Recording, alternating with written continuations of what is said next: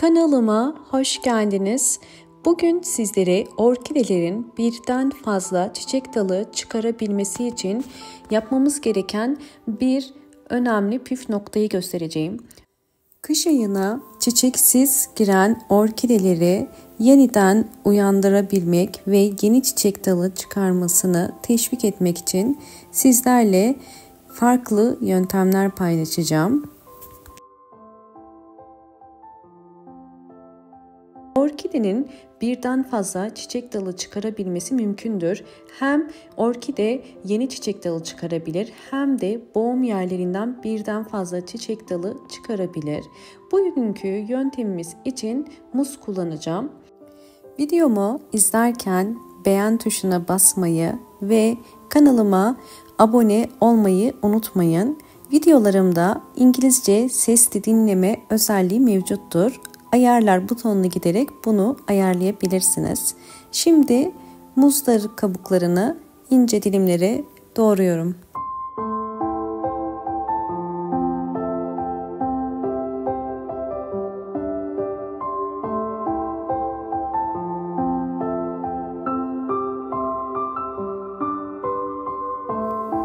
İnce ince doğradığım muz kabuklarını robotun içerisine koydum.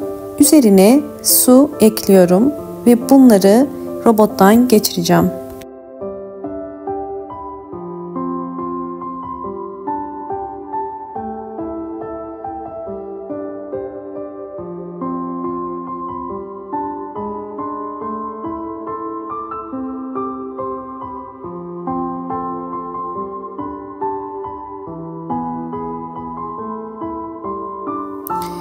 Püre haline getirdiğim muz kabuklarını posasından ayırmak için bir süzgeçte süzüyorum.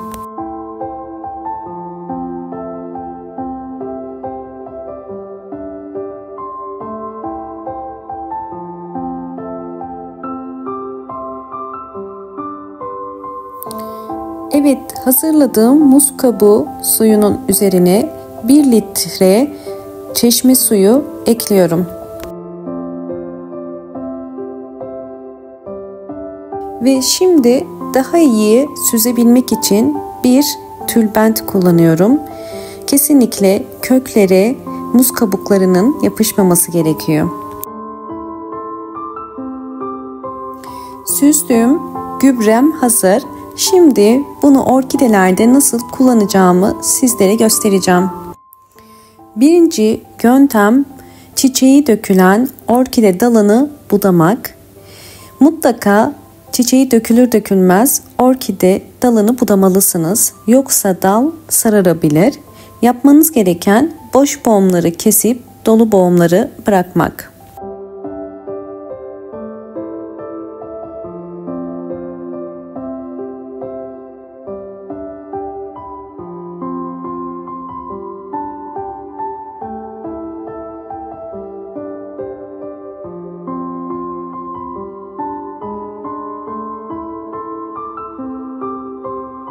Bakın diğer kestiğim dal kurumaya başladı. Daha önce kesmiştim.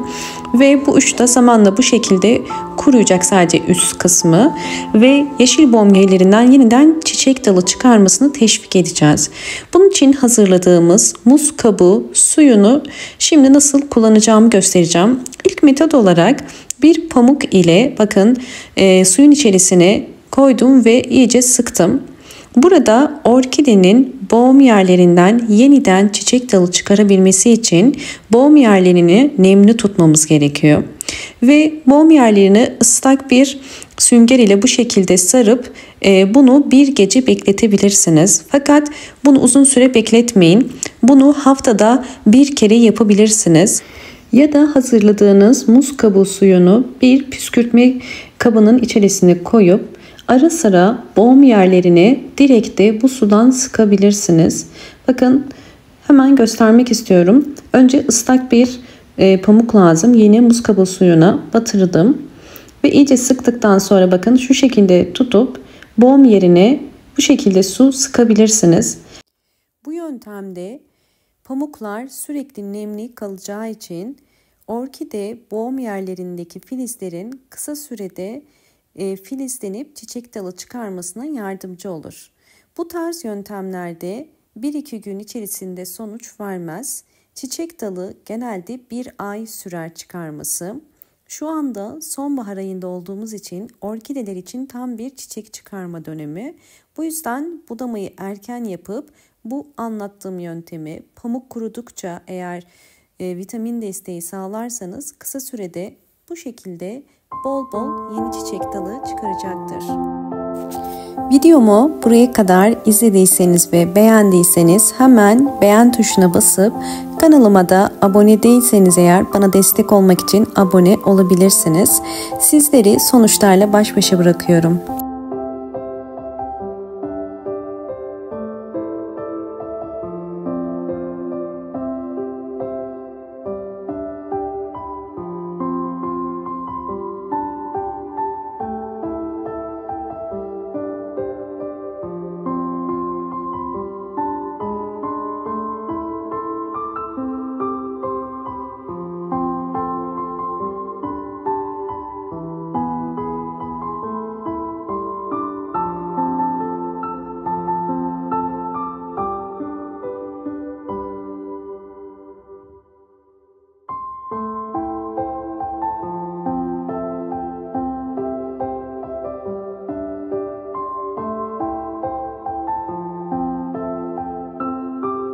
İkinci yöntem ise orkidelerinizin kökten muz kabuğu suyu ile sulama. Bunun için köklerinin beyaz olmuş olması gerekiyor. Yani suya ihtiyacının olduğunu gösteriyor. Her bir saksı için 5 ya da 8 yemek kaşığı kadar muz kabuğu suyundan veriyoruz. Bakın daha fazla değil. Bu suyu akşama kadar zaten çekecektir. Muz kabuğu suyu özellikle orkidelerinizin uçtan uzamasına yardımcı olur. Bakın bu boğum yerleri boş, yani çiçekler dökülmüş. Fakat orkidem boş boğum yerleri, yani çiçeklerini dökmeye başladığı halde uçtan uzamaya devam ediyor. Bu vermiş olduğumuz sıvı bitki besinleri sayesinde oluyor. Özellikle muz kabuğu suyu orkidelerin bu şekilde uçtan sürekli uzamasına da yardımcı olur ve yeni boğumlar çıkarmasını teşvik eder. Bakın görüyorsunuz kökler beyaz, buna dikkat ediyoruz. Yani sulama zamanı gelmiş demek. Bu verdiğimiz su aynı zamanda orkidenin su ihtiyacını da karşılıyor. Tekrar su vermenize gerek yok. Kökler beyaz olduktan sonra ikinci defa normal sade su verebilirsiniz. Bu işlemi sadece ayda bir kere uygulayın.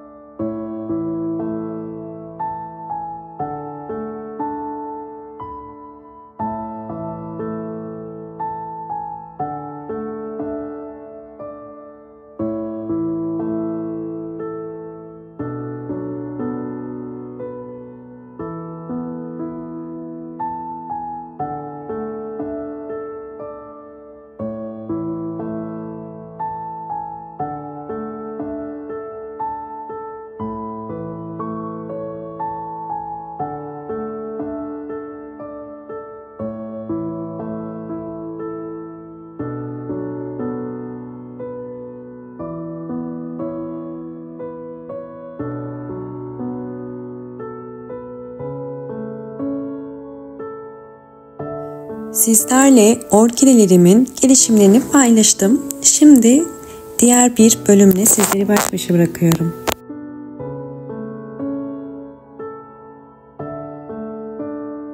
Özellikle hastalıklı orkide bakımı nasıl olması gerekiyor? Bundan bahsedeceğim. Gördüğünüz üzere elimde yaprakları sararmaya başlayan bir orkide var.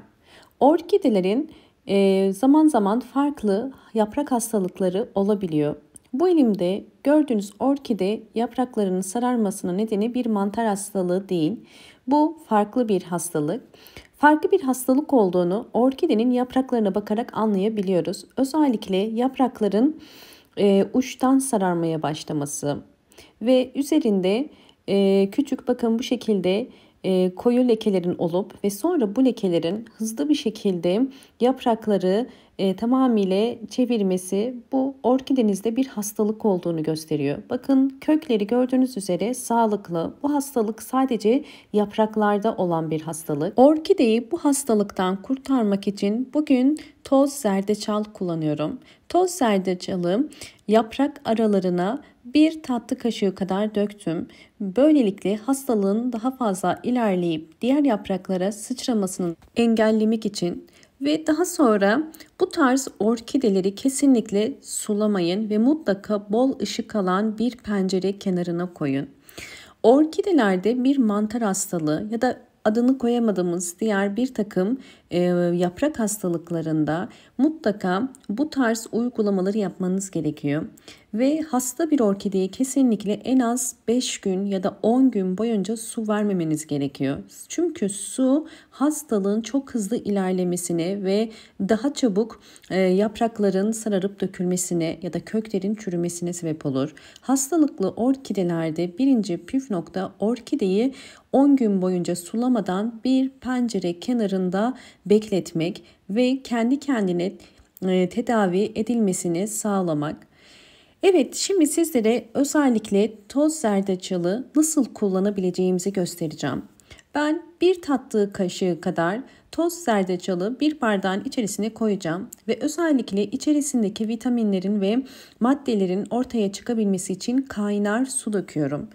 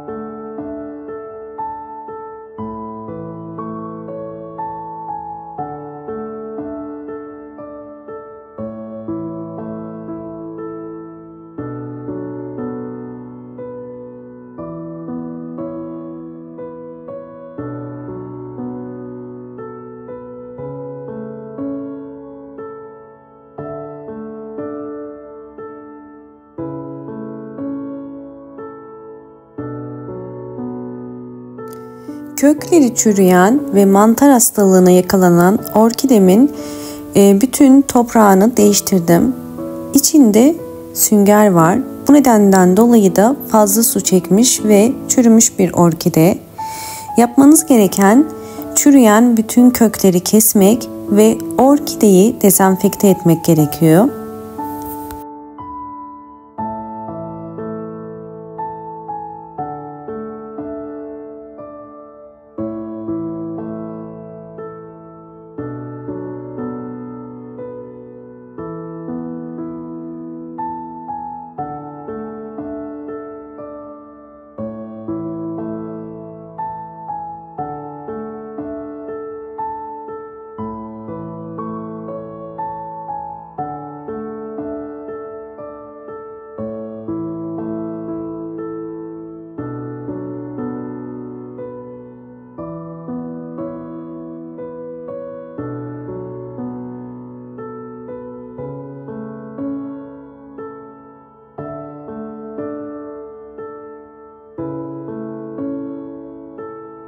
Zerdeçallı suyumuz soğudu. Soğuduktan sonra artık bunu kullanabilirsiniz.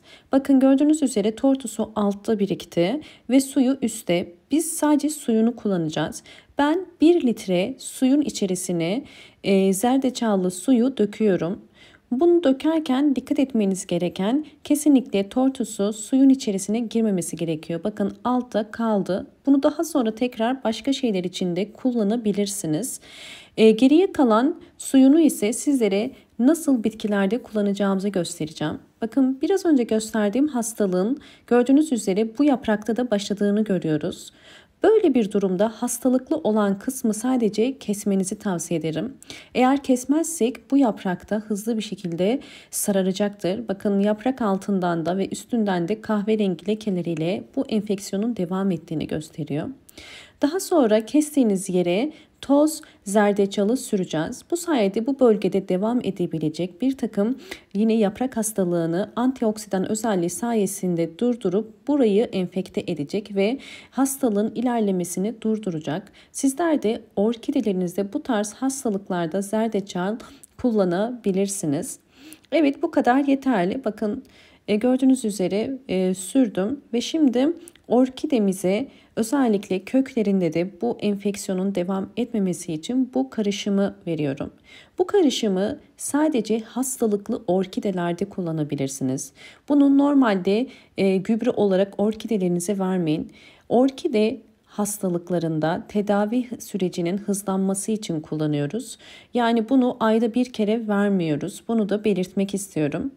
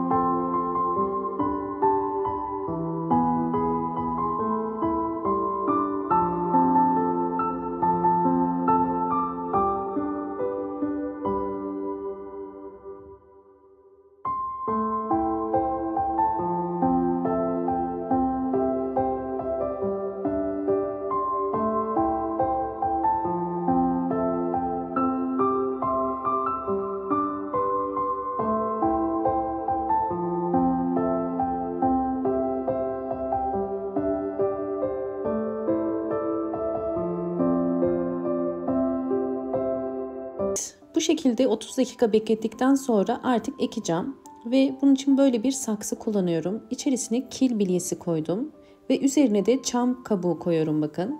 Hemen 30 dakika beklettim. Orkidemi içerisinden çıkardım ve şimdi artık ekim için hazır yeni saksısına ekiyorum. Ekim yaparken ben içerisine yosun da koyuyorum. Yosun daha hızlı kök çıkarmasına yardımcı oluyor ve üzerine tekrar çam kabuğu ile bu şekilde doldurabilirsiniz. Videomu eğer buraya kadar izlediyseniz ve beğendiyseniz hemen beğen tuşuna basıp kanalıma da abone değilseniz eğer bana destek olmak için abone olabilirsiniz. Bakın ekim yaparken özellikle köklerin dışarıdan gözükmesine dikkat ettim. Çünkü sulama zamanını köklere bakarak yapıyoruz. Evet, bu anlattığım püf noktalara dikkat ederseniz orkidelerinizin bakın kökleri bu şekilde sağlıklı ve güçlü olur.